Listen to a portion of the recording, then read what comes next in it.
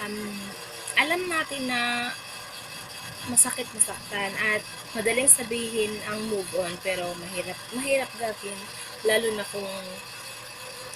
kung sobrang mahal mo talaga yung isang tao at kung sobrang saktan ka talaga.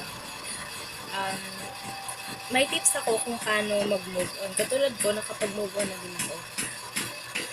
Ang ginawa ko lang ay una, pag sobrang sakit na, iniiyak ko na lang hanggang sa mawala na yung hanggang sa may labas ko yung nararamdaman ko. Pangalawa, um, di ba tapos ka na umiyak? So, kailangan mong i-enjoy yung life mo kasi isipin mo na hindi naman siya kawalan at hindi lang siya yung lalaki sa mundo. So, enjoy your life with your friends and families,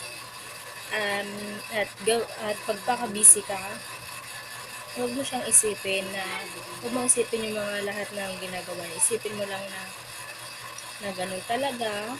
Kailangan natin nagmahal tayo eh.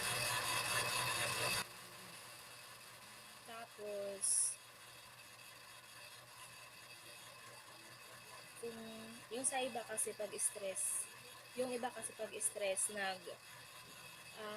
kumakain sila, natutulog, nagmumukmok. Pero kasi, um, isipin mo na um, hindi madali ay,